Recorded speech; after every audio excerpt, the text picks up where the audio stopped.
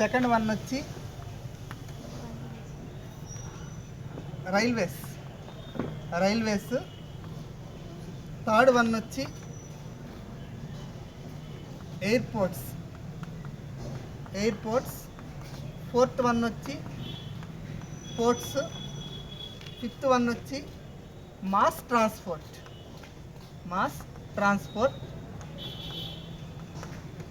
Next one వచ్చి waterways. Next one వచ్చి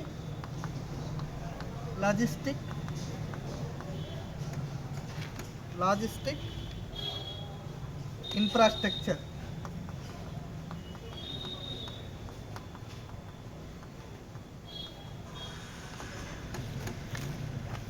ఇప్పుడు వన్ బై వన్ నీట్గా చూద్దాం ఈ రోడ్స్ అసలు ఏంటి.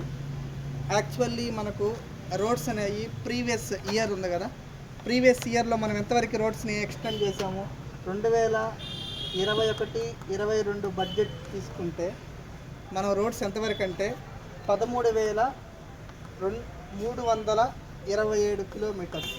13,327 కిలోమీటర్స్ మాత్రమే చేసాం. ఈసారి ఏం చేసాము, ఈ యొక్క బడ్జెట్లో 2021-22 కానీ ఇన్ని కిలోమీటర్స్ మనం రోడ్స్ ఇంప్లిమెంట్ చేసాం, ఎక్స్టెండ్ చేసాం ప్రీవియస్ బడ్జెట్లో.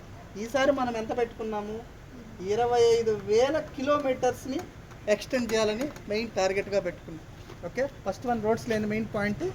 ఇంతకుముందు ప్రీవియస్ బడ్జెట్లో అయితే 13,327 కిలోమీటర్లు పెట్టుకుంటే ఈ బడ్జెట్లో ఏం చేసాము, ఖచ్చితంగా 25,000 కిలోమీటర్స్కి ఎక్స్టెండ్ చేయాలని చెప్పి ప్రతిపాదన పెట్టుకున్నాం.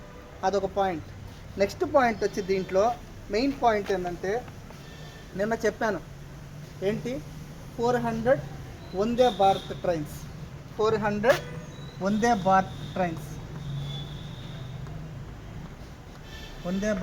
ట్రైన్స్ వీటిల్ని ప్రవేశపెట్టాలని. ఈ వందే భారత్ ట్రైన్స్తో పాటు ఇంటర్లింక్డ్గా 100 కార్గో టెర్మినల్స్, గతిశక్తి కార్గో టెర్మినల్స్ అంటారు.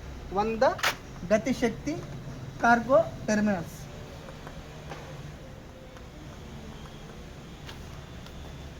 ఈ 100 గతిశక్తి కార్గో టెర్మినల్స్ని ప్రవేశపెట్టాలని నిర్మించాలని చెప్పి ఈ బడ్జెట్లో ప్రతిపాదించారనమాట. ఏంటి, ఒకటి 400 వందే భారత్ ట్రైన్స్, దానికి ఇంటర్లింక్డ్గా 100 గతిశక్తి కార్గో టెర్మినల్స్ని చేయాలి.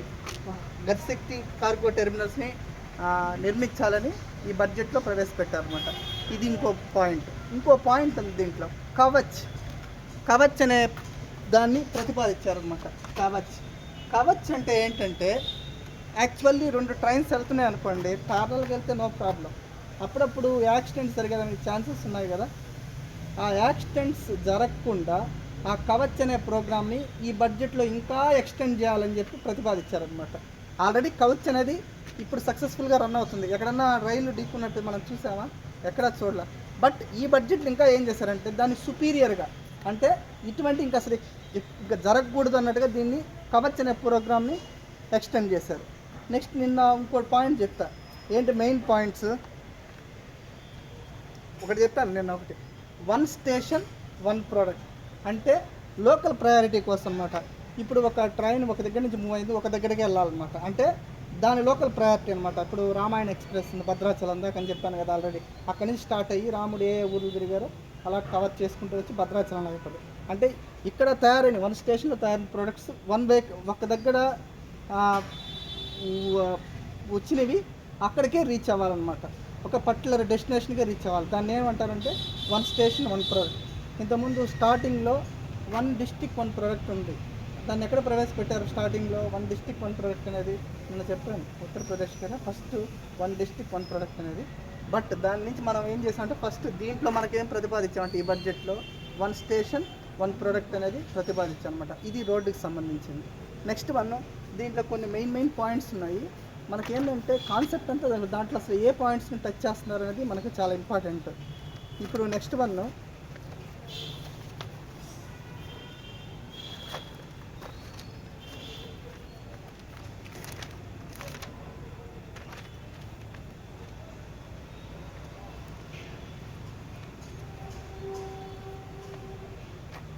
నేషనల్ హైవేస్ ఉన్నాయి కదా, నేషనల్ హైవేస్,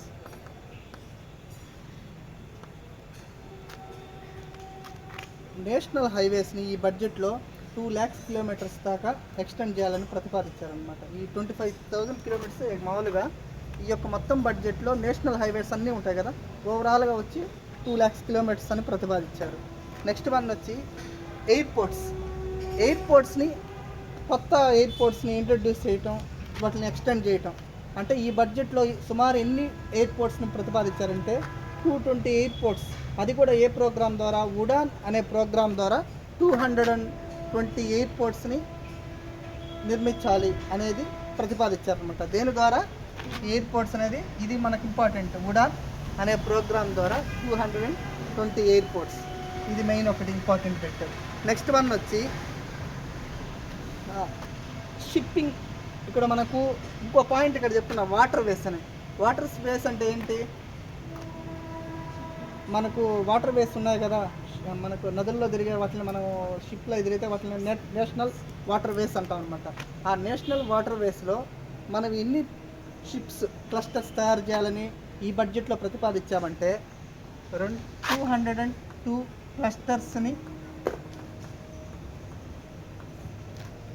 షిప్ క్లస్టర్స్ని మనం ఇంట్రడ్యూస్ చేయాలని ప్రతిపాదించామన్నమాట ఈ యొక్క బడ్జెట్. ఇక్కడ మెయిన్ ప్రోగ్రామ్స్ ఏంటంటే ఎయిర్పోర్ట్స్ వచ్చి ఉడాన్ అనే ప్రోగ్రామ్ ద్వారా 202 అనేది నిర్మించాలని ప్రతిపాదించాం. అట్లాగే 202 పోర్ట్స్ ద్వారా వాటర్ వేస్లో ఈ యొక్క వాటర్ వేస్ కింద 202 క్లస్టర్స్ కింద మనము 202 క్లస్టర్స్ పోర్ట్స్ కోసం, ఈ వాటర్ వేస్ పోర్ట్స్ కోసం నిర్మించాలని ఈ బడ్జెట్లో ప్రతిపాదించాం అనమాట. Okay, so this is the one thing. Next one ఇక్కడ నుంచి 1 by 1 చూసుకుంటూ వెళ్దాము.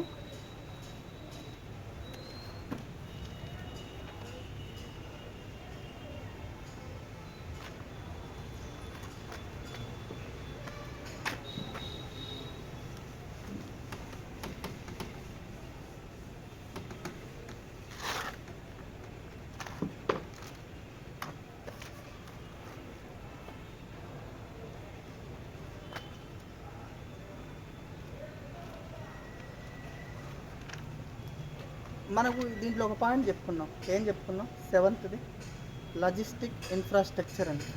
Logistic infrastructure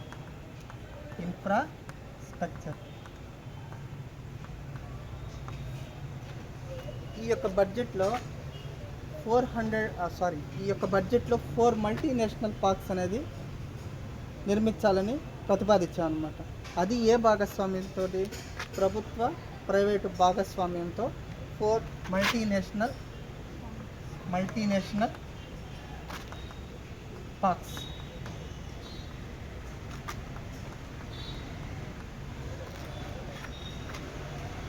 public private PPP అంట. పీపీపీ అంటే public private partnership. Okay, public private భాగస్వామ్యంతో 4 మల్టీనేషనల్ పార్క్స్ని తలపెట్టాలని, నిర్మించాలని ఈ యొక్క బడ్జెట్లో ప్రతిపాదించాం. అది దేని కింద?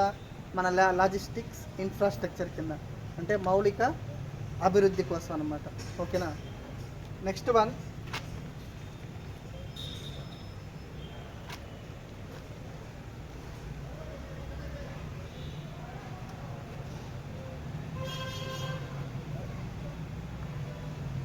దీంట్లో ఇంకోటి మాస్ ట్రాన్స్పోర్ట్ అని ఒకటి చెప్పుకున్నాం కదా.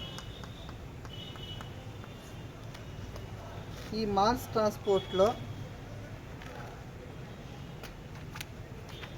మెయిన్ వన్ వేసి కనెక్టివిటీ చేయాలనుకున్నాం. కనెక్టివిటీ అంటే ఏంటంటే రోడ్డు టు రైల్వేస్, ఇంకేమన్నా మనకు ఎయిర్పోర్ట్స్, ఇట్లాగా మల్టీ మోడ్ కనెక్షన్స్లో మనము ట్రాన్స్పోర్ట్ని ఒక ప్లేస్ నుంచి ఒక ప్లేస్కి, ఫర్ ఎగ్జాంపుల్ ఇప్పుడు షిప్పింగ్ హార్బర్స్ ఉన్నాయి.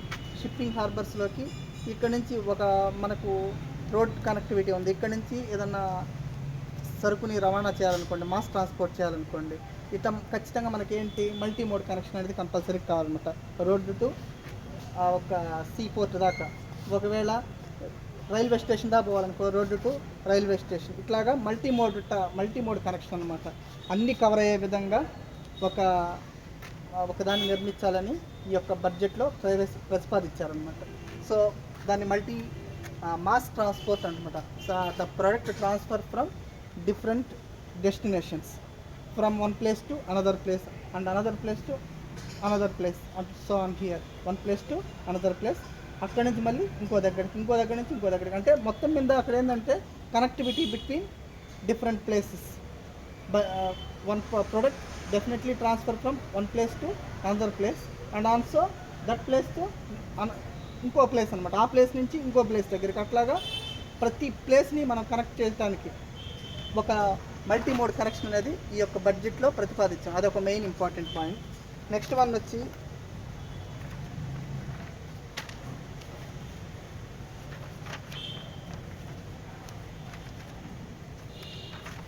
సెకండ్ పాయింట్ ఏం చెప్పుకున్నాం, ఇంక్లూజివ్ డెవలప్మెంట్స్ అని ఒకటి చెప్పుకున్నాం కదా. Inclusive developments,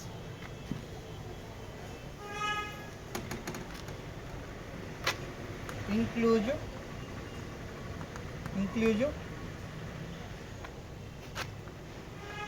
developments.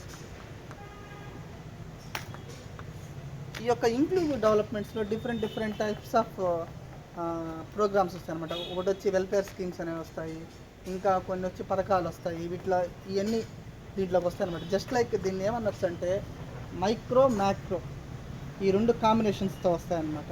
సో దీంట్లో ఫస్ట్ పాయింట్ ఏం చెప్పుకోవచ్చు అంటే, మనకు కేంద్ర ప్రభుత్వం ఒక పథకం హర్ ఘర్ నల్ సే జల్, అంటే ప్రతి ఇంటికి నీరు అనే పథకమే కదా. హర్ ఘర్, నాకైతే హిందీ తెలియదు ఈ వర్డ్, కానీ ఈ పథకం గురించి అయితే తెలుస్తుంది. హర్ ఘర్ నల్ సే జల్ అనమాట. ప్రతి ఇంటికి నీరు అందించాలి, ప్రతి ఇంటికి నీరు అందించాలనేది ఈ పథకం యొక్క ముఖ్య ఉద్దేశం. ఈసారి బడ్జెట్లో ప్రతి ఇంటికి నీరు అందించాలనేది ఎన్ని హౌస్ హోల్డ్స్ పెట్టుకున్నారంటే, total number of households ఎంత, 3.8 crores. 3.8 crores అంటే 3 crores 80 lakhs, అంటే 3,80,00,000 ఇళ్ళకి వాటర్ సదుపాయం అంటే ట్యాప్ కనెక్షన్స్ ఇవ్వాలని ఈ యొక్క బడ్జెట్లో ప్రతిపాదనగా పెట్టుకున్నారనమాట. ఓకేనా. ప్రతి ఒక్క ఇంటికి వాటర్ అందించాలనే ఉద్దేశంతో, ప్రతి ఇంటికి వాటర్ అందించాలంటే ఏం చేయాలి, ప్రతి ఇంటికి ట్యాప్ కనెక్షన్ ఉండాలి. ఆ ట్యాప్ కనెక్షన్ ఉండాలంటే ఈ యొక్క బడ్జెట్లో ఎన్ని కోట్లకి ప్రతిపాదించారు, 3,80,00,000 ఇళ్ళకి ఖచ్చితంగా ట్యాప్ కనెక్షన్ అనేది మనం నిర్మించి వాళ్ళ యొక్క నీటి యొక్క కొరతని తగ్గించాలని ప్రవేశపెట్టారనమాట. ఇదొకటి. Next PM Awas Yojana. ఇవి కూడా ఇట్లాంటి పథకాలు వస్తాయి, ఇవి చాలా ఇంపార్టెంట్ ఈ పథకాలు మాత్రం. పిఎం ఆవాస్ యోజన. ఇప్పుడు పిఎం ఆవాస్ యోజన అంటే ఏంది, ప్రధానమంత్రి ఆవాస్ యోజన అనమాట. ఇళ్ళ లేని పేద ప్రజలకి ఇళ్ళు నిర్మించి ఇవ్వటం అనమాట. ఎన్ని ఇళ్ళు దీంట్లో లక్ష్యంగా పెట్టుకున్నారు ఈసారి బడ్జెట్లో 2022-23లో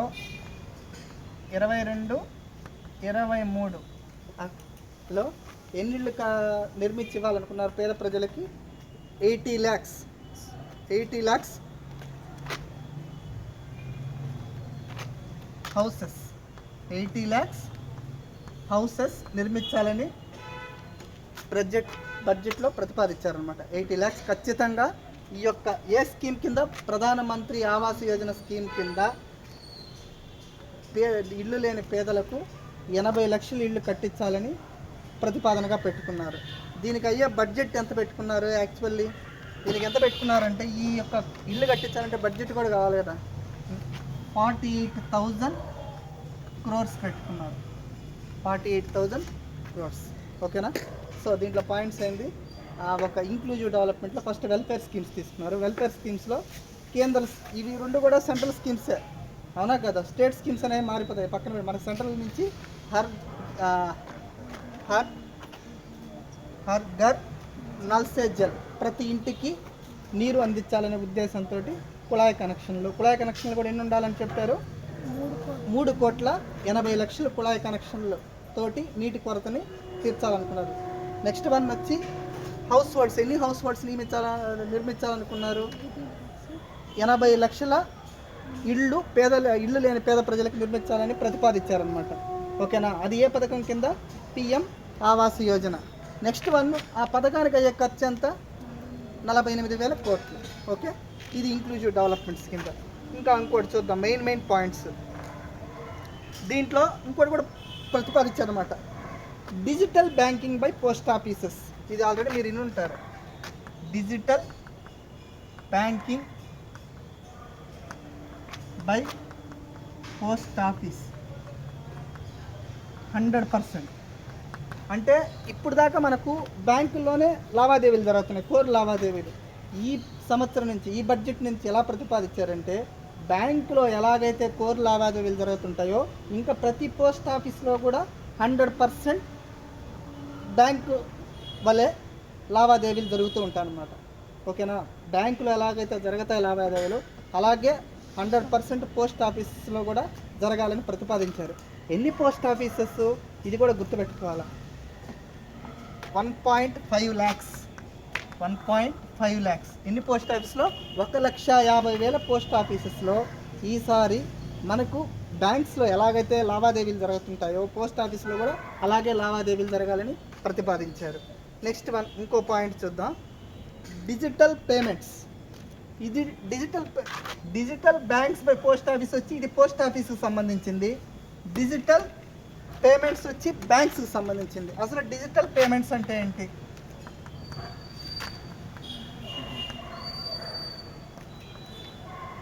డిజిటల్ పేమెంట్స్ అంటే కొన్ని బ్యాంక్స్కే ఉన్నాయి, అన్ని బ్యాంక్స్కి లేవు. ఈసారి బడ్జెట్లో ఎలా ప్రతిపాదించారంటే 75 బ్యాంక్స్కి, వాణిజ్య బ్యాంకులకి 75 జిల్లాల్లో డిజిటల్ సిస్టమ్ని ప్రతిపాదించారనమాట. అంతా ఇంకా డిజిటల్లోనే అనమాట. ఈ పేమెంట్స్ కానీ ఇంకా ఎనీథింగ్ ప్రతిదీ డిజిటల్లో ఉండేటట్టుగా ఎన్ని బ్యాంక్స్లో 75 కమర్షియల్ బ్యాంక్స్కి 75 డిస్ట్రిక్ట్స్ని చూస్ చేసుకున్నారు. ఓకేనా? ఒక డిస్ట్రిక్ట్కి ఒక బ్యాంక్ లెక్కన 75 జిల్లాల్లో 75 బ్యాంక్స్లో డిజిటల్ సిస్టమ్ని ప్రతిపాదించారనమాట ఈ యొక్క ఇంక్లూజన్ డెవలప్మెంట్స్ కింద.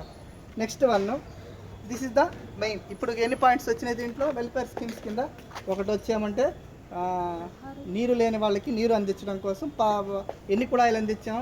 మొత్తం 3,80,00,000 కుళాయిలు ఒక పథకం. ఇంకోటి వచ్చి పిఎం ఆవాస్ యోజన కింద ఇళ్ళు లేని నిరుపేదలకు 80 లక్షలు ఇళ్ళు కట్టించడం. ఆ 80 లక్షల ఇళ్ళు కోసం మనం ఎంత కేటాయించాం బడ్జెట్లో? 48,000 కోట్లు. నెక్స్ట్ వన్, ఇంకోటి ఏం చెప్పుకున్నాం, పోస్ట్ ఆఫీస్లో ఈసారి బ్యాంక్స్ వలె 100% లావాదేవీలు జరుగుతాయన్నమాట ప్రతి పోస్ట్ ఆఫీస్లో ఈ యొక్క బడ్జెట్ నుంచి. నెక్స్ట్ ఇంకోటి ఏం చేసుకున్నాం, డిజిటల్ బ్యాంకింగ్, డిజిటల్ పేమెంట్స్ పెట్టాం. బ్యాంకింగ్స్లో డిజిటల్ పేమెంట్స్ అనేవి ఇంట్రడ్యూస్ చేస్తాం. ఎన్ని బ్యాంకుల్లో? 75 వాణిజ్య బ్యాంకుల్లో 75 జిల్లాల్లో డిజిటల్ పేమెంట్స్ అనేవి ఇంట్రడ్యూస్ చేసాం. This is the inclusion developments. దీంట్లో నేను మెయిన్ పాయింట్స్ అని టచ్ చేసుకుంటూ పోతాను. ఇది అయిపోయిన తర్వాత మళ్ళీ ఓవరాల్గా కొన్ని పాయింట్స్ ఉన్నాయన్నమాట.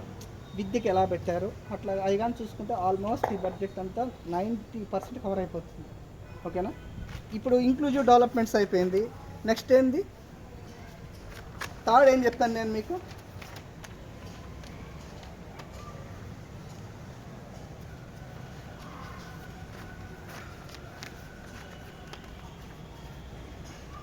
ఒక్క నిమిషం. PM Gati Shakti is over, inclusive developments.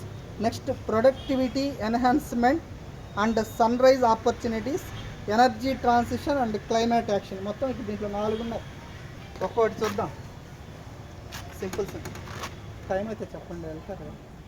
First one ఏంది, ఒక్కొక్కటి చూద్దాము. దీంట్లో థర్డ్ పాయింట్లో మళ్ళీ సబ్ ఉన్నాయి. ఒకటి వచ్చి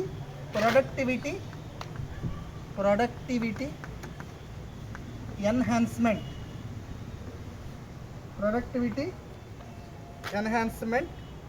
అండ్ ఇన్వెస్ట్మెంట్.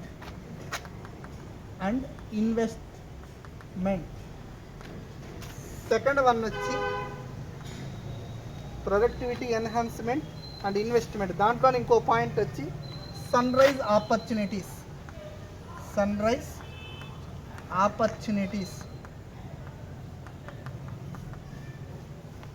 దాంట్లో థర్డ్ పాయింట్ వచ్చి energy transition and climate action. Energy transition and climate action. ఓకేనా, ఇది చాలా important. Already energy transition and climate action అంటే మీరు చెప్తారు, మొన్న ఒకటి జరిగింది కదా అదే దీనికి ఎగ్జాంపుల్. ఈసారి ఏం చేశారు, ఖచ్చితంగా కాన్ఫరెన్స్ ఆఫ్ ప్యారిస్కి వెళ్ళినప్పుడు 26వ సదస్సు వెళ్ళినప్పుడు అక్కడ ప్రధానమంత్రి గారు చెప్పారు, ఏమని చెప్పారు, 2070 కల్లా మా దగ్గర కార్బన సహిత భారత్ చేస్తామని, నెట్ జీరో కార్బన్ చేస్తామని చెప్పానమాట. అదంతా క్లైమేట్ కిందగా వస్తుంది అనమాట, క్లైమేట్ కిందకి వస్తుంది అది. ఇంకోటి వచ్చి దీంట్లో సన్ రైజ్ ఆపర్చునిటీస్ అంటే ఈసారి సోలార్ ప్యానల్స్ని ఇంట్రడ్యూస్ చేయాలని గట్టిగా ప్రతిపాదించారు బడ్జెట్లో. అవి చూద్దాం.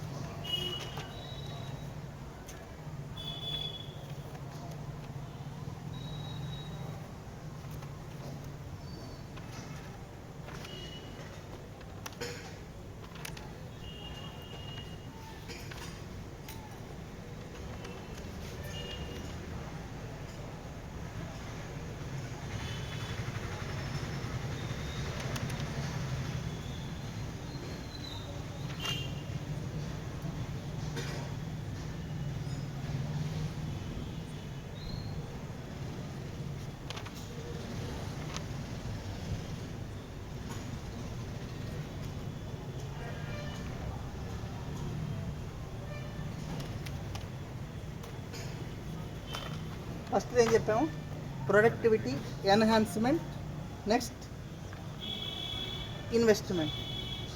అంటే ప్రొడక్టివిటీ ఎన్హాన్స్మెంట్ అంటే ఏంటి, what is the meaning of productivity enhancement?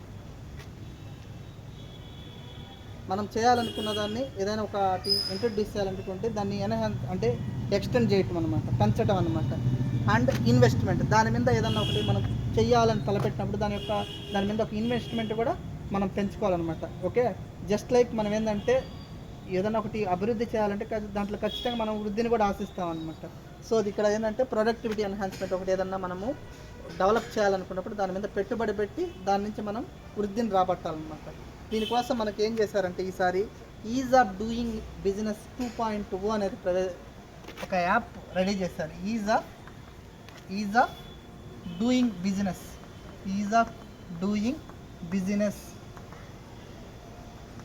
2.0.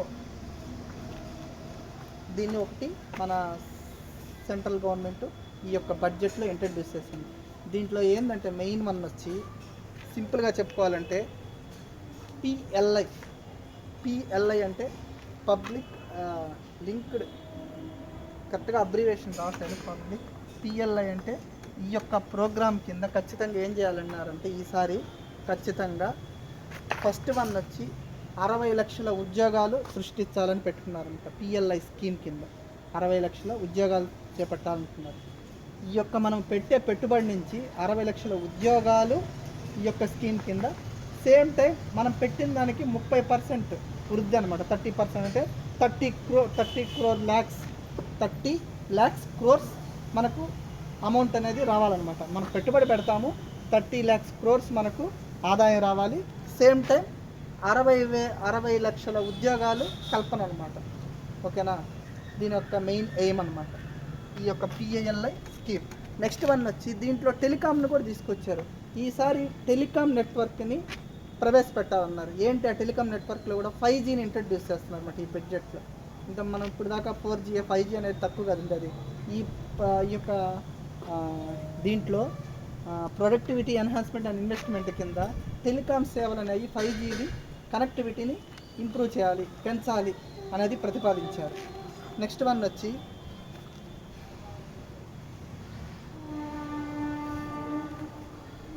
Is of living. దీంట్లో ఈజ్ ఆఫ్ డూయింగ్ అనేది ఒక పార్ట్ అయితే ఇంకోటి వచ్చి ఈజ్ ఆఫ్ లివింగ్. అంటే సింపుల్గా జీవించడం అంటారు కదా. ఈజ్ ఆఫ్ లివింగ్ కింద ఏం చేస్తారంటే ఈసారి మనము ఈ పాస్పోర్ట్ అనే దాన్ని ఇంట్రడ్యూస్ చేస్తున్నాం. ఇప్పుడు దాకా పాస్పోర్ట్ అంటే ఏంది, మనం పోయినప్పుడు చెకింగ్ ఖచ్చితంగా పాస్పోర్ట్ చూపించాలి. ఆ పాస్పోర్ట్తోనే ముద్రేసి పంపించడం లేదా అలౌ చేయడం అది చేసేవాళ్ళు. ఇక్కడ నుంచి ఇంకేం లేదనమాట. ఈ పాస్పోర్ట్ అనేది ఇంట్రడ్యూస్ అయిందంటే వన్స్ మన మీద పాస్పోర్ట్ క్రియేట్ అయిందంటే ఏ అప్డేట్స్ వచ్చినా కానీ ఆటోమేటిక్గా మన అప్డేట్స్ అన్నీ అక్కడ మారిపోతూ ఉంటాయి అన్నమాట. మనం ఏం చేసినా ఎక్కడి నుంచి ఎక్కడికి వెళ్ళినా కానీ ఆన్లైన్లోనే చేంజ్ అయిపోతూ ఉంటాయి అనమాట. దాన్ని ఈ యొక్క బడ్జెట్లో ఇంట్రడ్యూస్ చేశారు. ఇప్పటివరకు నార్మల్ పాస్పోర్టే ఉండింది. ఇక్కడి నుంచి 2022-23 నుంచి ప్రతి ఒక్కరికి ఒకవేళ పాస్పోర్ట్ తీసుకున్న వాళ్ళకి ఈ పాస్పోర్ట్ సేవలు అందుబాటులోకి తీసుకొస్తున్నారు అనమాట. సో ఇది వచ్చి ప్రొడక్టివిటీ ఎన్హాన్స్మెంట్. దీంట్లో వచ్చి ఇప్పుడు దీంట్లో 3 పాయింట్లు ప్రొడక్టివిటీ ఎన్హాన్స్మెంట్ కింద ఏం చెప్పాము, ఈజ్ ఆఫ్ డూయింగ్ బిజినెస్ 2.0 ఒకటి, ఇంకోటి వచ్చి ఈజ్ ఆఫ్ లివింగ్ 2.0 కింద ఏం చెప్పాము, పిఎల్ఐ అనే స్కీమ్ కింద 60,000 ఉద్యోగాలు సృష్టి కల్పన. సేమ్ టైం మనం పెట్టుబడులు పెట్టి 30 లక్షల క్రోర్స్ ఆదాయం రాబట్టాలి. నెక్స్ట్ వన్ వచ్చి ఈజ్ ఆఫ్ లివింగ్. దీని కింద ఏం ప్రవేశపెట్టారు, ఈ పాస్పోర్ట్ అనేది ఇంట్రడ్యూస్ చేశారనమాట. ఈ పాస్పోర్ట్ ఏంటంటే everything is updated in our self. మనం ఏది చేసినా కానీ ఆటోమేటిక్గా ఈ పాస్పోర్ట్లో అప్డేట్ అయిపోతుంది. అంటే మనం జస్ట్ నెంబర్ చెప్తే చాలు ఆటోమేటిక్గా మన డేటా అంతా అనేది వచ్చేస్తుంది అనమాట. ప్రతిసారి పాస్పోర్ట్ను తీసుకెళ్లకుండా యాడ్ చేయకుండా మనం ఆటోమేటిక్గా మనకు ఒక ఐడి క్రియేట్ చేస్తారు. ఆ ఐడి తోటి మనం ఎక్కడికైనా వెళ్ళొచ్చు రావచ్చు. So this is the one thing. Next one వచ్చి energy transition and climate. Already చెప్పాను అనమాట. ఇవన్నీ సదస్సులు అనమాట. ఎనర్జీ ట్రాన్సిషన్ అంటే మనం జనరల్గా మొన్న చెప్పాను కదా క్లైమేట్ కాన్ఫరెన్స్కి వెళ్ళారని, ఆ కర్బన రహిత సమ్మేళనం చేయాలని. అంటే క్లైమేట్ని మనం సేవ్ చేయాలంటే ఖచ్చితంగా మనం కర్బన సమ్మేళనాన్ని తగ్గించుకోవాలి. దీంట్లో ఇంకో పాయింట్ కూడా పెట్టారు. ఈసారి బడ్జెట్లో గ్రీన్ బాండ్స్ అనేవి సృష్టిస్తున్నారు అనమాట. ఆ బాండ్స్ అమ్మి ఎవరికైనా అమ్మితే దాని నుంచి వచ్చే వాటితోటి డెవలప్మెంట్ చేయాలని ప్రత్యేకంగా దీంట్లో ఇంకో స్కీమ్ కూడా తీసుకొచ్చారు. గ్రీన్ బాండ్స్ అనేవి ఈసారి సెంట్రల్ ప్రభుత్వం ఇంట్రడ్యూస్ చేస్తుంది. ఓకేనా. సో దీని తర్వాత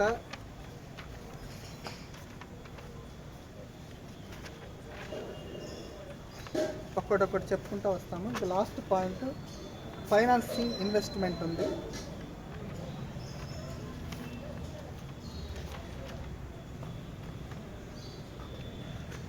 లాస్ట్ వన్ ఏంటి, ఫైనాన్సింగ్ ఇన్వెస్ట్మెంటే కదా.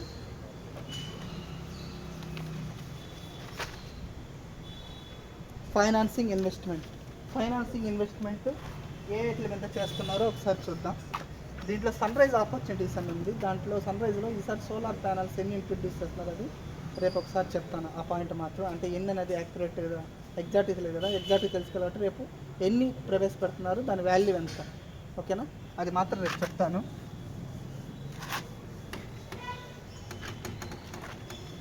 దీంట్లో చూడండి financing investment.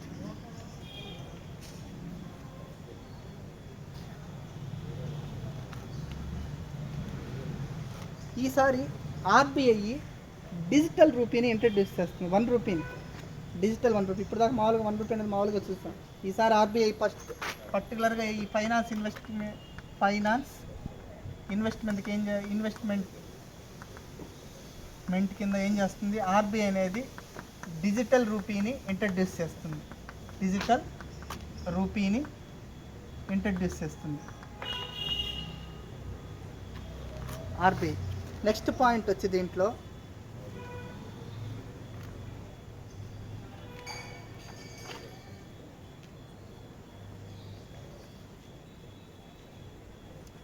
Public private partnership.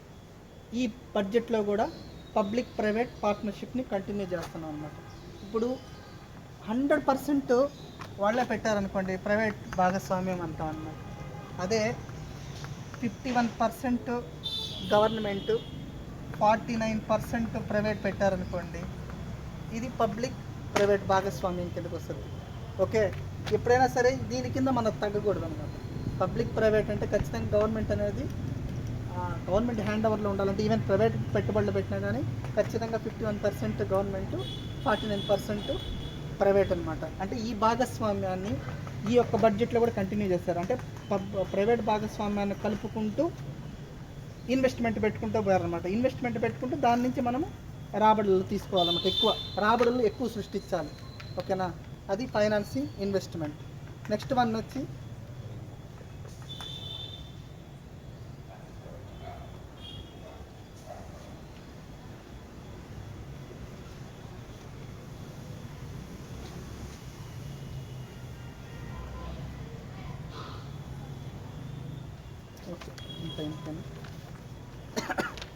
Next one వచ్చి ట్యాక్స్ ప్రపోజల్స్. ట్యాక్స్ ప్రపోజల్స్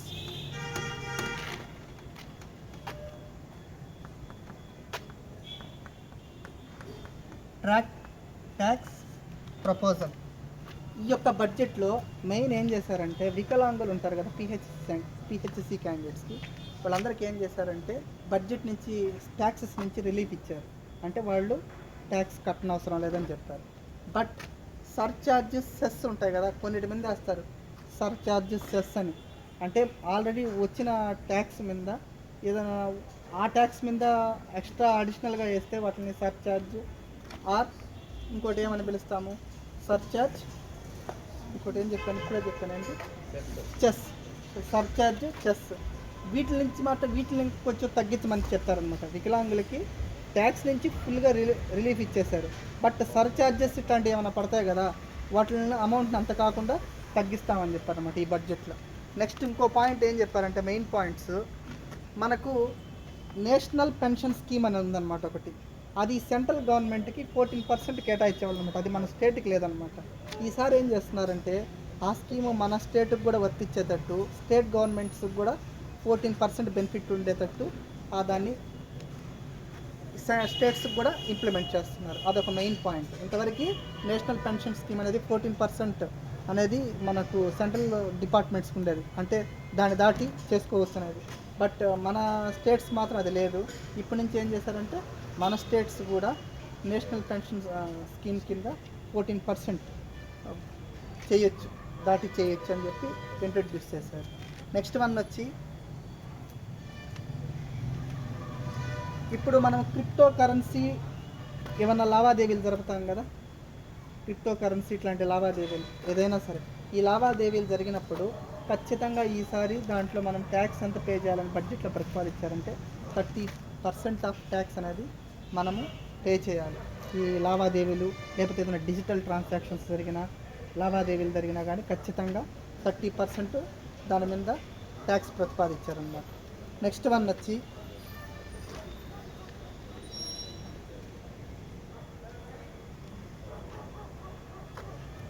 ఒకటి బిజినెస్లో మాత్రం సర్చార్జ్, చెస్ని ఈసారి అలౌ చేయట్లేదు. ఇప్పుడు ఒక దాని మీద ఆదాయం వచ్చిందనుకోండి, నీకు ఆదాయం వస్తుంది కదా దాని మీద అంటారు, ఇన్కమ్ మీద, ఆదాయం మీద అంటారు అనమాట. నెక్స్ట్ ఇంకేదైనా ప్రాఫిట్ వచ్చిందనుకో, ప్రాఫిట్ మీద ఛార్జ్ చేస్తారు. ఈ ఎక్స్ట్రా వేసే ఛార్జెస్నే సర్చార్జెస్, చెస్ ఇట్లా అంటారనమాట.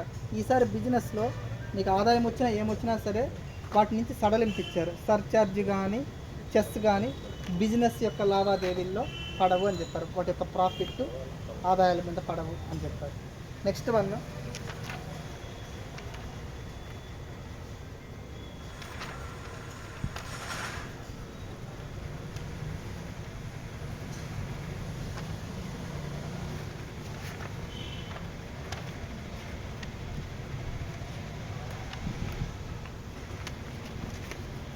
Agriculture and food processing. Agriculture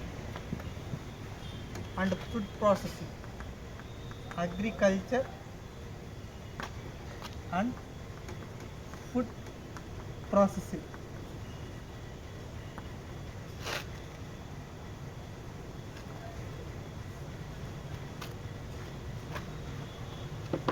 ఈ అగ్రికల్చర్ ఫుడ్ ప్రాసెసింగ్లో ఈ బడ్జెట్లో ఒక కొత్తది తీసుకొచ్చారనమాట. ఏంటంటే సేంద్రియ వ్యవసాయం అనే కాన్సెప్ట్ని తీసుకొచ్చారు.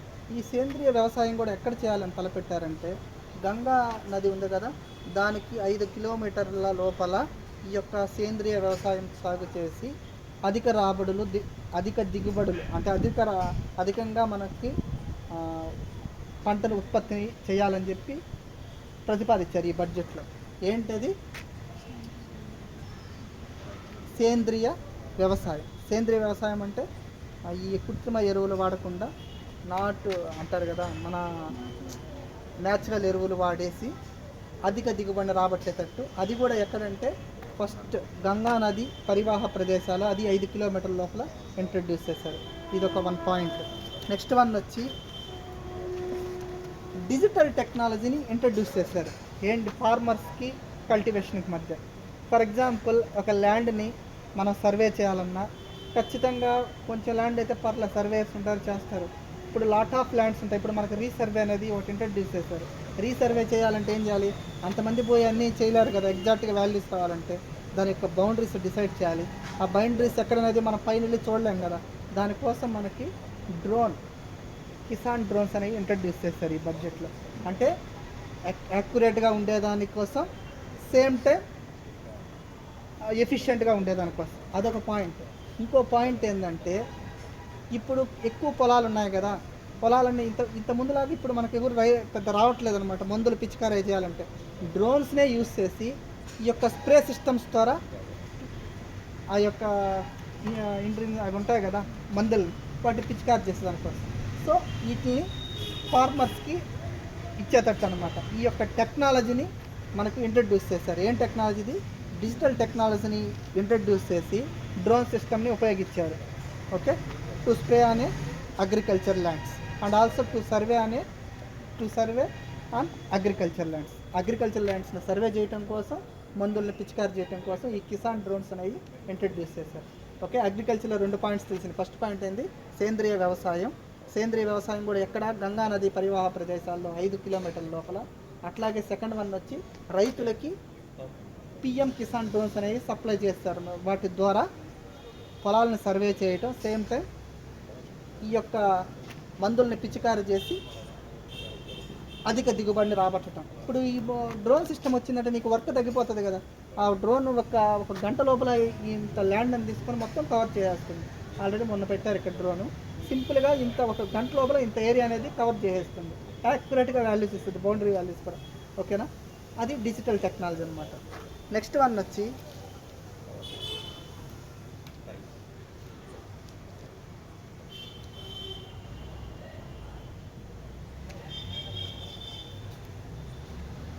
ఒక మెయిన్ ప్రాజెక్ట్ ఒకటి ఉంది, నదుల అనుసంధానం. నదుల అనుసంధానం చేయాలని ఈ యొక్క బడ్జెట్లో ప్రవేశపెట్టారు. నదుల అనుసంధానం అంటే ఏంటంటే 2 నదులను తీసుకున్నారు. ఏంటి? కేన్, బెట్వా నది. ఒకటి వచ్చి మధ్యప్రదేశ్లో ఉంటే, ఇంకోటి ఉత్తరప్రదేశ్లో ఉంటుంది. ఒక నది ఉన్న దగ్గర ఏమంటే వాటర్ సర్ప్లస్గా ఉంటుంది, ఒక నది దగ్గర ఉన్న దగ్గర వాటర్ తక్కువగా ఉంటుంది. అప్పుడు ఈ 2 నదులను అనుసంధానం చేస్తే ఏమవుతుంది? ఈ వాటర్ అంతా ఇద్దరు యూస్ చేసుకోవచ్చు కదా. నదుల అనుసంధానం వల్ల ఏం జరగద్ది? ఫస్ట్ వాటర్ యూటిలైజేషన్ జరుగుతుంది. ఓకే, సేమ్ టైం దాని మీద ఏదైనా thermal power projects, energy thermal plant అనేది మనము స్థాపించవచ్చు. ఓకేనా? అవన్నీ చేయొచ్చు అనమాట. అంటే దీనివల్ల ఏంది? ఈ యొక్క నదుల అనుసంధానం వల్ల వాటర్ స్కేర్సిటీ అనేది తగ్గద్ది. ఇంకోటి ఎనర్జీ అనేది మనం జనరేట్ చేయొచ్చు. అది ఈ బడ్జెట్లో ఎలా చేశారంటే, ఖచ్చితంగా ఈ 2 నదులు అనుసంధానం చేసి 62 లక్షల మందికి త్రాగునీరు అందించే విధంగా. ఎంతమంది? కేర్, బెట్వా నది ఒకటి వచ్చి మధ్యప్రదేశ్లో ఉంటే, ఇంకోటి ఉత్తరప్రదేశ్లో ఉంటే, ఒక దాంట్లో సర్ప్లస్గా వాటర్ ఉంటే, ఒక దాంట్లో వాటర్ తక్కువ ఉంటే, ఈ రెండింటిని అనుసంధానం చేసి ఎంతమంది ప్రజలకి నీరు అందించేటట్టు బడ్జెట్లో తలపెట్టారు? 62 లక్షల మందికి నీరు అందించే విధంగా 62 lakhs పీపుల్స్కి ప్రయోజనం చేకూరేటట్టు ఈ 2 నదులను అనుసంధానం చేశారు. సేమ్ టైం దీని మీద ఎనర్జీ జనరేట్ చేయాలనుకున్నారు. 130 megawatts ఆఫ్ పవర్ జనరేటెడ్. ఓకేనా? 130 megawatts ఆఫ్ పవర్ జనరేట్ చేయాలనుకున్నారు. ఇంకోటి వచ్చి 62 లక్షల మందికి త్రాగునీరు సౌకర్యం అందించాలనుకున్నారు.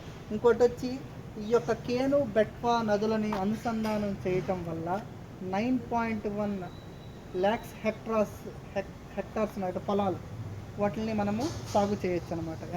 మొత్తం ఎంత సాగు చేయొచ్చు? 9.1 lakh హెక్టార్స్. కేన్ బెట్వా వల్ల ఎంత అడ్వాంటేజ్ చూడండి. 2 నదులను అనుసంధానం చేయటం వల్ల 62 లక్షల మందికి వాటర్ సదుపాయం కల్పించవచ్చు. ఇంకోటి వచ్చి 130 మెగావాట్స్ ఆఫ్ పవర్ జనరేట్ చేయొచ్చు. లాస్ట్ వన్ వచ్చి 9.1 లక్షల హెక్టార్ పొలాలని సాగు చేయొచ్చు అనమాట. సాగు చేసి మనం అధిక దిగుబడి రాబట్టచ్చు. This is the linkage between Ken and Betwa, అంటే నదుల అనుసంధానం. మొత్తం దీంట్లో ఎన్ని వచ్చినాయి? ఈ యొక్క అగ్రికల్చర్ అండ్ ఫుడ్ ప్రాసెసింగ్లో మెయిన్ పాయింట్స్ ఒకసారి చెప్పండి. ఫస్ట్ వన్ వచ్చి సేంద్రియ వ్యవసాయం పెట్టాము. అది కూడా ఎక్కడ? గంగా నది పరివాహ ప్రదేశాల్లో 5 కిలోమీటర్ల లోపల. ఓకేనా? అధిక దిగుబడులు రాబట్టే దానికోసం. నెక్స్ట్ పాయింట్ ఏం చెప్పాను? డిజిటల్ టెక్నాలజీని ఇంట్రడ్యూస్ చేసి కిసాన్ డ్రోన్ని సప్లై చేశారు. ఓకేనా? కిసాన్ డ్రోన్లు ఎందుకోసం? స్ప్రే స్ప్రెడ్డింగ్ చేయడం కోసం, as well as to calculate the lands, survey of the lands. Next one వచ్చి లాస్ట్ వన్ వచ్చి నదుల అనుసంధానం. కేన్ అండ్ బెట్వా నది, ఈ రెండింటిని అనుసంధానం చేయడం వల్ల ఒక ఏరియాలో సర్ప్లస్గా వాటర్ ఉంటే ఒక ఏరియాలో తక్కువ ఉంటాయి. ఈ రెండు అనుసంధానం చేయడం వల్ల ఏమవుతుంది? రెండు షేర్ చేసుకొని వాడుకోవచ్చు అనమాట. అంటే సర్ప్లస్ ఉన్నది ఆల్రెడీ స్కేర్సిటీ ఉన్న దగ్గర మనం యూటిలైజ్ చేసి ఆటోమేటిక్గా ఏం చేస్తాము, అక్కడ 62 లక్షల మంది వాటర్ కొరత తగ్గుతుంది. 62 లక్షల మందికి డ్రింకింగ్ వాటర్ సదుపాయం కల్పించవచ్చు. సేమ్ టైం 9.1 లక్షల హెక్టార్స్, 9.1 lakhs హెక్టార్స్ని ల్యాండ్స్ని సాగు చేయొచ్చు. సేమ్ టైం మనం ఏం చేయొచ్చు? 130 మెగావాట్స్ ఆఫ్ పవర్ని జనరేట్ చేయొచ్చు. ఓకేనా? ఇది వచ్చి దేని కిందకు వస్తుంది? Agriculture and food processing. ఈరోజు ఇది కంప్లీట్ చేస్తాం, ఇంకా అయిపోతుంది. తర్వాత సర్వే రేపు ఖాళీగా ఉన్నప్పుడు ఒకసారి అది ఎకనామిక్ సర్వే కూడా అయిపోయింది అనుకోండి, Indian. Next AP economic survey, అది ఇంకా డీటెయిల్డ్గా చూద్దాం. ఏపీ ఎకనామిక్ సర్వే అది ఇంకా ఇంట్రెస్టింగ్గా ఉంటుంది. ఏపీ ఎకనామీ ముందు ఈ అయిపోయింది అనుకోండి, ఇది కవర్ అయిపోతుంది. దీనికి దానికి లింక్ ఉంటుంది. దానికి ఇండియన్ బడ్జెట్కి, యూనియన్ బడ్జెట్కి ఎకనామిక్ సర్వే కొంచెం దగ్గరే ఉంటాయి అన్నమాట. అది వచ్చి ఎస్టిమేషను, ఇది వచ్చి ప్రవేశపెట్టడం అనమాట.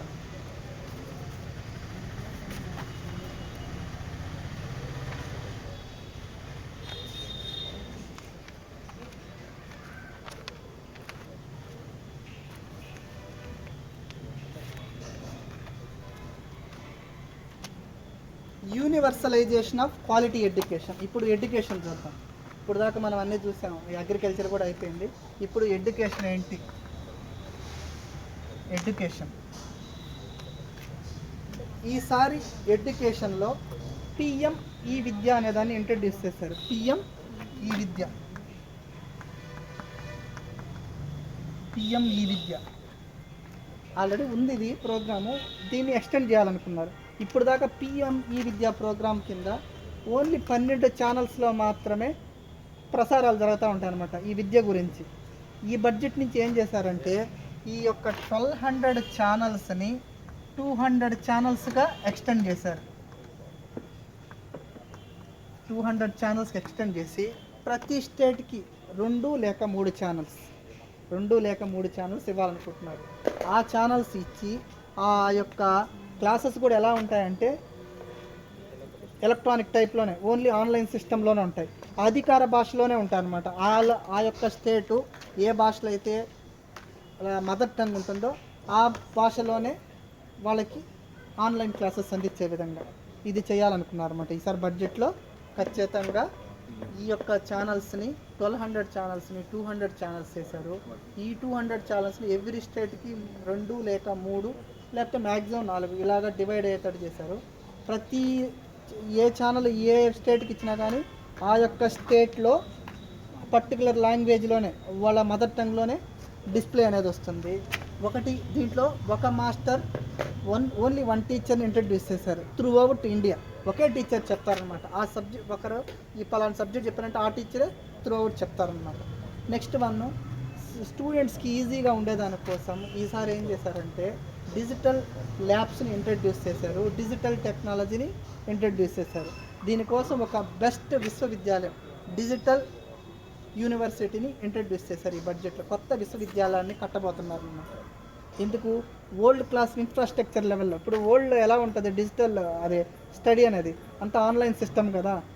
ప్రొజెక్టర్స్, ల్యాబ్స్ అన్నీ అంటే అంతా ఆన్లైనే అనమాట. Online streaming. వరల్డ్ క్లాస్కి ఏమాత్రం తగ్గకుండా, ప్రపంచ దేశాలకు ఏమాత్రం తగ్గకుండా మనం దేశం కూడా ఉండేటట్టు ఈ యొక్క డిజిటల్ యూనివర్సిటీని ఈ యొక్క బడ్జెట్లో ఇంట్రడ్యూస్ చేస్తున్నారు అన్నమాట. ఓకేనా, దిస్ ఈజ్ ద ఎడ్యుకేషన్. ఈ ఎడ్యుకేషన్లో మెయిన్ ఏంది పిఎం ఈ విద్యా కింద అన్నమాట. నెక్స్ట్ వన్ వచ్చి హెల్త్. ఈ హెల్త్లో ఒక 2-3 పాయింట్స్ ఉన్నాయి.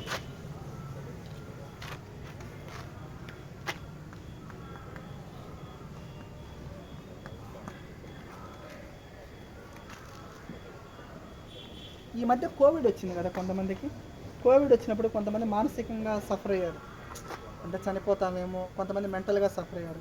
దీనికోసం ఈ బడ్జెట్లో ఏం చేశారంటే వాళ్ళ యొక్క మెంటల్ ఇల్నెస్ని తగ్గించేదానికోసం నేషనల్ మెంటల్ హెల్త్ ప్రోగ్రామ్ అనేది పెట్టారు. ఇది గుర్తుపెట్టుకోండి, national tele mental health program. దీని ద్వారా ఏం చేస్తామంటే ఆ ఇల్నెస్ పేషెంట్స్ ఉంటారు కదా, మెంటల్గా సఫర్ అయ్యి, వాళ్ళకి కౌన్సిలింగ్ ఇస్తాం అన్నమాట. ఓకేనా, దాన్ని ఈ యొక్క బడ్జెట్లో ఇంట్రడ్యూస్ చేస్తారు, నేషనల్ మెంటల్ హెల్త్ ప్రోగ్రామ్. ఖచ్చితంగా ఇది గుర్తుపెట్టుకోండి. ఈసారి బడ్జెట్లో ఈ హెల్త్ స్కీమ్ కింద national mental health programme introduce చేశారు. ఎందుకోసం? మెంటల్ ఇల్నెస్తో సఫర్ అయ్యే వాళ్ళకి కౌన్సిలింగ్ ఇవ్వటం కోసం. నెక్స్ట్ వన్ వచ్చి ఇంటిగ్రేటెడ్ ఆర్కిటెక్చర్ అనేది ఒకటి డెవలప్ చేశారు. దాంట్లో ఏమేమి ఉంటాయంటే machine Shakti,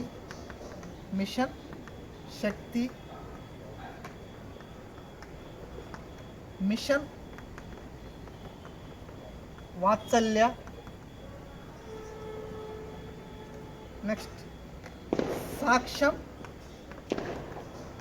anganwadi and Poshan 2.0. ఈ యొక్క హెల్త్ కింద ఈ యొక్క స్కీమ్స్ అన్నీ ఇంట్రడ్యూస్ చేశారు. దీంట్లో పోషన్ 2.0 అనేది జనరల్గా మనకు వీళ్ళు ఉంటారు కదా చైల్డ్స్, 6 నెలల నుంచి 72 మంత్స్ అని అట్లా అంటారు కదా, న్యూట్రిషన్ ప్రోగ్రామ్స్. ఈ యొక్క యాప్ అనేది ఒకటి ఇచ్చాడు, దాని పేరు ఏంటంటే పోషన్ 2.0 కింద. ఆ యాప్ కింద న్యూట్రిషన్ సప్లిమెంటు, బాలింతలకు ఎలా ఉండాలి, చిన్నపిల్లలకు ఎలా ఉండాలి, అవన్నీ దీంట్లో ఉంటాయన్నమాట. నెక్స్ట్ వన్ దీంట్లో ఏం చేశారంటే 2 lakhs anganwadis to be upgraded in సాక్ష్యం అంగన్వాడీస్. ఆల్రెడీ మనకు 2 lakhs అంగన్వాడీస్ తీసుకున్నారనమాట. 2 lakhs అంగన్వాడీస్ ఇవి నార్మల్ సిస్టంలో ఉంటాయి ఇప్పుడు దాకా, అంటే ఆల్రెడీ ఇంప్లిమెంట్ అవుతూ డెవలప్మెంట్ అవుతూ ఉన్నాయి. బట్ ఈ బడ్జెట్లో ఏం చేయాలనుకున్నారంటే ఈ 2 లక్షల అంగన్వాడీస్ని ఇంకా అప్గ్రేడ్ చేయాలనుకున్నారు. ఇప్పుడు మన స్టేట్లో చేస్తున్నారు కదా, అంగన్వాడీస్లోనే ప్రైమరీ పెడుతున్నారు కదా, అంగన్వాడీస్లోనే కొంచెం చదువు కూడా ఇంతకుముందు ఓన్లీ వాళ్ళని ఆడించడం, బేసిక్స్ నేర్పించేవాళ్ళు. ఒక ప్రీ ప్రైమరీ అనేది కూడా అంగన్వాడీలు ఇంట్రడ్యూస్ చేస్తారు. అట్లాగా ఈ యొక్క పోషన్ 2.0 యాప్ అనేది ఈ అంగన్వాడీస్లో ఇవన్నీ అంగన్వాడీస్ కింద స్కీమ్స్ కిందగా వస్తాయి. ఈ యొక్క పోషన్ 2.0 కింద ఈసారి ఏం చేస్తున్నారు, ఆ యొక్క న్యూట్రిషన్, డైట్ ఇవన్నీ ఇంట్రడ్యూస్ చేయటమే కాకుండా ఇంకోటి 2 లక్షల అంగన్వాడీ సెంటర్స్ని అప్గ్రేడ్ చేస్తున్నారు అనమాట. అప్గ్రేడ్ అంటే వాటి యొక్క స్థాయిల్ని పెంచుతున్నారనమాట. నెక్స్ట్ వన్ దీంట్లో కొన్ని మనం నీట్గా చూడాలి. సాక్ష్యం అంగన్వాడీ అండ్ పోషన్ ఎంత కేటాయిస్తున్నారు ఇక్కడ చెప్పాం కదా. సాక్ష్యం అంగన్వాడీ అండ్ పోషన్కి ఈ బడ్జెట్లో ఎంత కేటాయిస్తున్నారంటే 20,263 crores, 20,243 కోట్లు వచ్చి సాక్ష్యం అంగన్వాడీకి కేటాయిస్తున్నారు. నెక్స్ట్ దీంట్లో ఇంకోటి పిఎం పోషన్ అనేది ఉందన్నమాట. ఈ యొక్క హెల్త్ స్కీమ్లో పిఎం పోషన్ కింద ఎంత ఇస్తున్నారంటే 10,234. నెక్స్ట్ మిషన్ వాత్సల్య, ఇక్కడ మిషన్ వాత్సల్య అని చెప్పాను కదా, మిషన్ వాత్సల్య కింద 1,472 crores అనేవి శాంక్షన్ చేశారు.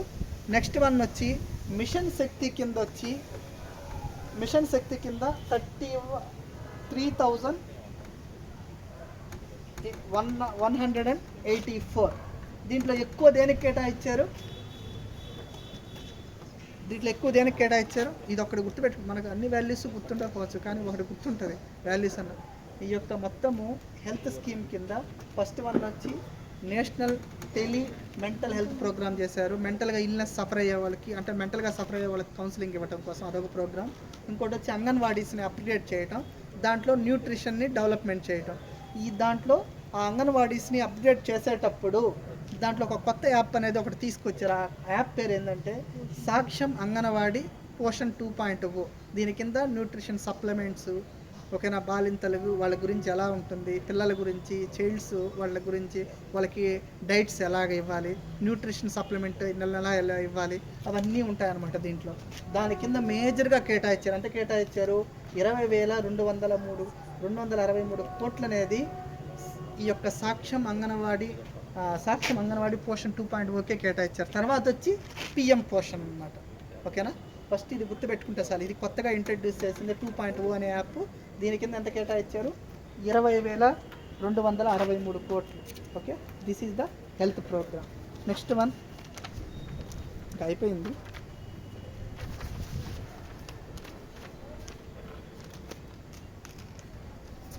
Tax proposals also over.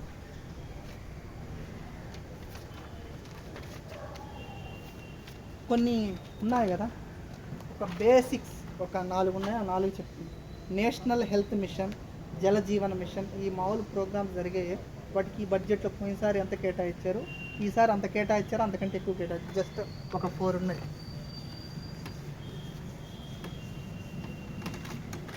National health machine short కట్లు ఏమని పిలుస్తాం? NHM అంటాం. ఇది ఆల్రెడీ ఇప్పటి నుంచే ఉన్న ప్రోగ్రామ్ నేషనల్ హెల్త్ మిషన్. ఈ నేషనల్ హెల్త్ మిషన్ కింద 2021-22లో 34,947 కేటాయించారన్నమాట నేషనల్ హెల్త్ మిషన్. ఈసారి ఎంత ఎక్స్టెండ్ చేశారంటే 2000 ఈ యొక్క బడ్జెట్లో ఎంత ప్రతిపాదించారు, 22-23లో ఎంత ప్రతిపాదించారంటే 37,800 అనేది మనకి ప్రతిపాదించారు. ఎప్పుడైనా దీని పర్సంటేజ్ కావాలంటే మనకి ఎలా తెలుస్తుంది? మామూలుగా ఎంత పెరిగింది అనే దానికి పోయినసారితో పోల్చుకుంటే దీనికి ఈ రెండిట్లోంచి డిఫరెన్స్ తీసుకోవాలి. డిఫరెన్స్ బై ప్రజెంట్ తీసుకుంటే ఎంత పెరిగింది అనేది తెలుస్తుంది. ఈ యొక్క రెండింటి మధ్య డిఫరెన్స్ తీసుకొని బై ఇది కానీ చేస్తే ఖచ్చితంగా ఈసారి ఎంత పెరిగింది అనేది పర్సెంట్ వస్తుంది. ఇది చేయకూడదు. ఈ రెండింటి మధ్య డిఫరెన్స్ బై తీసుకుంటే పోయినసారికి దీనిసారికి ఎంత పెరిగిందని పర్సెంటేజ్ వస్తుంది. మనకి ఆ పర్సెంటేజ్ అవసరం లేదు. ఈసారి ఖచ్చితంగా అయితే నేషనల్ హెల్త్ మిషన్ కింద పోయిన ఇయర్తో కంపేర్ చేసుకుంటే పెరిగింది. నెక్స్ట్ వచ్చి జల్ జీవన్ మిషన్ జేజేఎం కింద ఈసారి బడ్జెట్లో ఎంత ప్రతిపాదించారు? 2022-23 బడ్జెట్. ఇక్కడ BERE అని అంటారు. BE అంటే ఏంది? BERE అనేది వాడు ఉంటారు. BE అంటే బడ్జెట్ ఎస్టిమేషన్. అది రీట్ టైంలోకి వచ్చేటప్పటికి అంత ఉండొచ్చు, తగ్గొచ్చు, లేక పెరగచ్చు. అది ఎస్టిమేషన్ మాత్రం బడ్జెట్లో ప్రతిపాదించారు ఇంత. ఇంకోటి ఇక్కడ దీనికి వచ్చి ఎప్పుడైనా సరే RE అనేది వాడతారు, దీనికి వచ్చి BE అని వాడతారు. BE అంటే RE అంటే రివైజ్డ్ ఎస్టిమేట్. అప్పుడు కూడా బడ్జెట్ పెట్టుంటారు. రియల్ టైంలోకి వచ్చేలాకి ఏమవుతుంది? పెరుగుండొచ్చు, తగ్గుండొచ్చు. దాన్ని ఏమంటారు? కరెంట్లో రన్ అయితే దాన్ని రివైజ్డ్ ఎస్టిమేషన్ అంటారు. రివైజ్డ్ ఎస్టిమేషన్ అంటే పోయిన ఇయర్ 21-22కి ఇలా ఉంటే, అంటే కంప్లీట్గా ఇంత అమౌంట్ అయితే ఖచ్చితంగా ఈసారి బడ్జెట్ ఎస్టిమేషన్లో ఎంత పెట్టారు? 37,800. అలాగే ఈ జల్ జీవన్ మిషన్లో పోయినసారి వచ్చి 2021-22 ప్రీవియస్ ఇయర్లో రివైజ్డ్ ఎస్టిమేషన్లో ఎంత ప్రతిపాదించారు? పోయిన ఇయర్లో ఎంత? 45,011 crores అయితే ఈసారి జల జీవన్ మిషన్కి 60,000 crores పెట్టారు. జల్ జీవన్ మిషన్ కింద 60,000. ఎందుకంటే ఇది చాలా మెయిన్ పాయింట్స్, గుర్తుపెట్టుకోవాలి, అన్ని గుర్తుపెట్టుకోవాలి. నేషనల్ హెల్త్ మిషన్ కింద కేటాయించారు 37,800. జల్ జీవన్ మిషన్కి ఈసారి 60,000. నెక్స్ట్ వన్ వచ్చి ప్రధానమంత్రి gram Sadak Yojana. This is also very very important. ప్రధానమంత్రి గ్రామ్ సడక్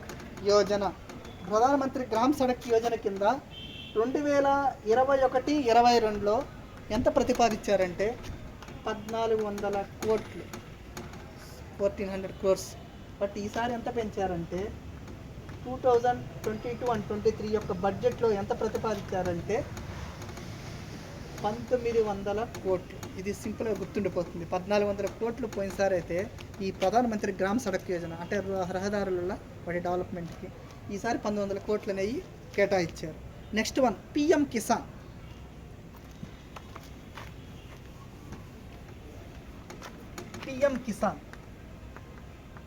పిఎం కిసాన్ కింద ఈసారి ఎంత కేటాయించారు? పోయినసారి బడ్జెట్లో వచ్చి పిఎం కిసాన్ కింద 2021 అండ్ 22లో 67,500 కేటాయిస్తే ఈసారి దీనికంటే ఒక 500 crores ఎక్స్ట్రా. అంటే ఎంత కేటాయించారు? 2022 అండ్ 23 బడ్జెట్ ఎస్టిమేషన్లో సింప్లీ 68,000. ఇది అది బాగా గుర్తుండిపోతుంది సార్. అది వచ్చి ప్రధానమంత్రి గ్రామ సడక్ యోజన 500 crores పెరిగింది అంతే. 500 crores పెరిగింది. ఇక్కడ ఎంత పెరిగింది? ఇక్కడ కూడా 500 crores పెరిగింది. 67,500, 68,000, జస్ట్ 500 పెరిగింది ఇక్కడ. అక్కడ 500 crores పెరిగింది. ఇది సింపుల్గా గుర్తుండే 400 నుంచి 900 అయింది. ఇక్కడ 67,500 నుంచి 68,000 అయింది. సింపుల్గా ఈ రెండు చాలా ఇంపార్టెంట్ కాబట్టి మళ్ళీ చెప్తాను. పిఎం కిసాన్ కింద 68,000, పిఎం గ్రామ సడక్ ప్రధానమంత్రి గ్రామ సడక్ యోజన కింద 1900 crores. Next one Atmanirbhar Bharat Rozgar Yojana.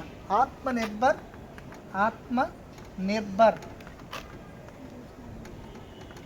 Bharat Rozgar Yojana. Atmanirbhar Bharat Rozgar Yojana కింద పోయినసారి మనం ఎంత కేటాయించామంటే 5,000 crores కేటాయించాం. ఆత్మనిర్భర్ భారత్ కింద 2021-22లో 5,000 crores కేటాయిస్తే ఈసారి బడ్జెట్లో ఎంత కేటాయించాం? 2022 అండ్ 23లో ఆత్మనిర్భర్ భారత్ కింద 6,400 crores. ఆ రెండింటి దగ్గర మనకు 500 పెరుగుతాయి. ఇక్కడ ఎంత పెరిగింది? సింపుల్గా గుర్తుపెట్టుకోవచ్చు, 400 పెరిగింది. ఓకేనా? రివైజ్డ్ ఎస్టిమేషన్ బడ్జెట్ ఎస్టిమేషన్ ఎంత పెరిగింది? రివైజ్డ్ ఎస్టిమేషన్లో వచ్చి 5,000 crores అయితే కరెంట్ ఇయర్లో ఇప్పుడు బడ్జెట్లో ప్రవేశపెట్టాడు ఎస్టిమేషను 6,400 crores. లాస్ట్ వన్ వచ్చి ప్రధానమంత్రి స్వస్థ సురక్ష యోజన. ఇవన్నీ ప్రధానమంత్రి కొన్ని స్కీమ్స్, సెంట్రల్ స్కీమ్స్ చాలా ఇంపార్టెంట్. ఖచ్చితంగా ప్రధానమంత్రి స్వచ్ఛ సురక్ష యోజన PMSSY. దీని కింద పోయినసారి ఎంత పెట్టారు? రివైజ్డ్ ఎస్టిమేషన్లో ప్రీవియస్ ఇయర్లో 2021 అండ్ 22లో 7,400 అనేవి కేటాయించారు ప్రీవియస్ ఇయర్లో. బట్ ఇప్పుడు ఎంత ఈ యొక్క బడ్జెట్లో ఎంత ప్రతిపాదించారు? Just 10,000 crores.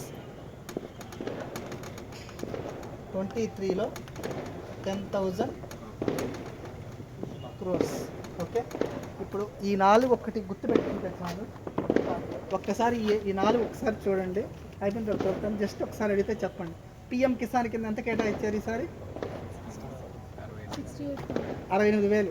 పోయినసారి ఎంత అంటే 500 తీసేయండి చాలు, పోయినసారి గుర్తుపెట్టుకోవాలి. ఈసారి 68,000 కేటాయించారు. అదే పిఎం గ్రామ సడక్ యోజన కింద రహదారి